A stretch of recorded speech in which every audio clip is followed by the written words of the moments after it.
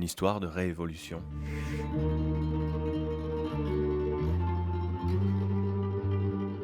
Chapitre 2.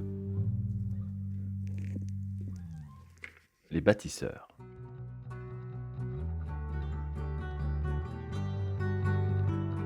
Et me voilà parti avec mon petit Bolti par nos routes nationales vers ce mouvement social. Je ne le savais pas encore, mais je m'apprêtais à faire un vrai travail de fond qui aurait dû être fait par nos grands médias ou nos grandes chaînes d'information.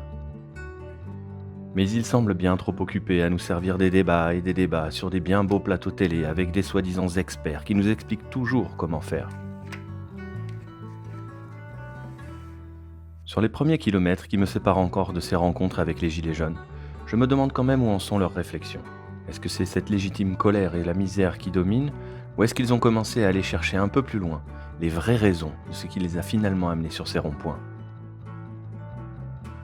Depuis un moment, dans les bas-fonds d'Internet, j'écoute quelques hurluberlus me parler de réelle démocratie, de création monétaire, des traités européens, de réécrire notre constitution ou d'assemblée citoyenne. Et j'ai l'impression, je ne sais par quelle magie, que ces questions sont en train d'arriver jusqu'à ceux qui jusque-là n'ont pas eu le loisir de s'en occuper, mais qui sont les premiers concernés.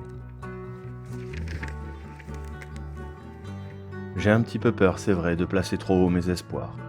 Beaucoup de mes amis me l'ont dit, c'est comme ça, c'est écrit, on est beaucoup trop petits. Et c'est vrai que j'ai eu l'impression jusque-là d'appartenir à une génération sans destin. Cette société de consommation et de publicité m'a vendu du rêve. Avec de belles histoires, avec des sabres laser et des anneaux de pouvoir. Des anneaux de pouvoir, bon, Mais dans la réalité, ce qui nous a le plus fédérés ces 40 dernières années, c'est une bande de mecs surpayés qui ont foutu des ballons dans des filets. Avec les pieds, s'il te plaît. Mais on semble trop vite oublier que les résistants dans les tranchées ou les héros dans ces grandes histoires ressemblent toujours au départ à monsieur et madame tout le monde. Un peu comme ces gilets jaunes qui colorent nos routes d'espoir cet hiver.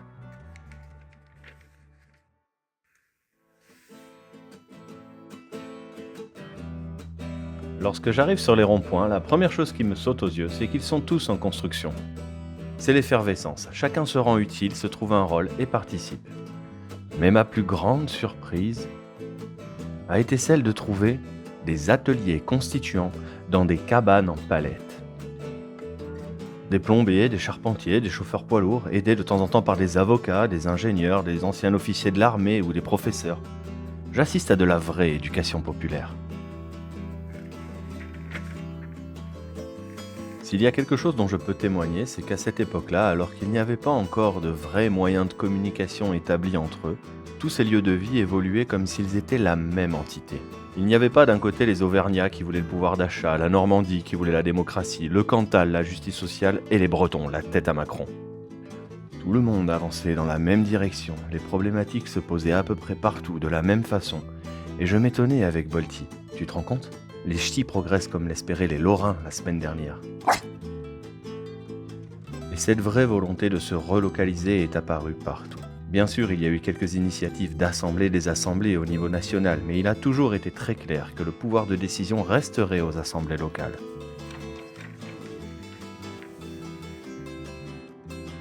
Comme si l'on avait compris que même si notre fourmilière est grande, on ne voudrait plus laisser le pouvoir à quelques fourmis de s'enfiler des costards et de venir nous dire, une fois hors sol, comment orienter notre boussole. Le lien qui se crée entre nous, entre tous ces gens, est extrêmement fort.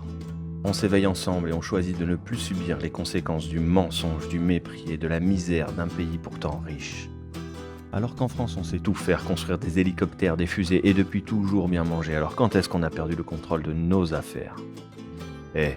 Toi, le politicien en carrière, viens ici que je regarde ton contrat parce que tu vois, j'ai comme l'impression qu'il a été écrit sans foi ni loi. On en reparlera. Sur nos ronds-points, j'ai rencontré une vraie solidarité, une fraternité retrouvée. Le peuple se reparle et ça fait du bien. Sur nos ronds-points, j'ai rencontré des caïds de cité à apporter des tagines de couscous à des Gaulois réfractaires pour les réchauffer et leur témoigner un certain respect.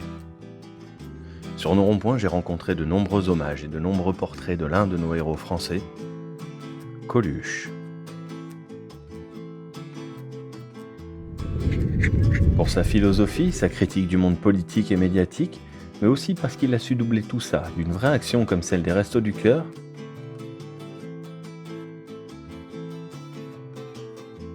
précisément comme le font partout ces bâtisseurs de cabanes, de monuments, d'idées, d'espoir. Sur nos ronds-points, j'ai rencontré les bâtisseurs du cœur.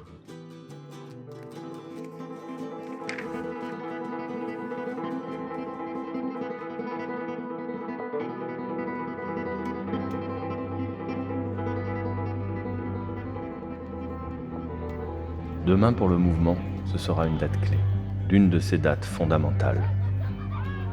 Et comme ici, dans l'ombre, dans notre pays, se tiennent des assemblées générales où des résistants de notre temps s'acharnent à essayer d'influencer notre histoire. La manifestation de demain sera déterminante. Si la masse nous rejoint, nous pourrons gagner une bataille, une grande bataille. Et même si la raison de notre présence ici nous dépasse, on sent que l'on est au bon endroit, au bon moment. Car un destin ici, il y en a un pour chacun.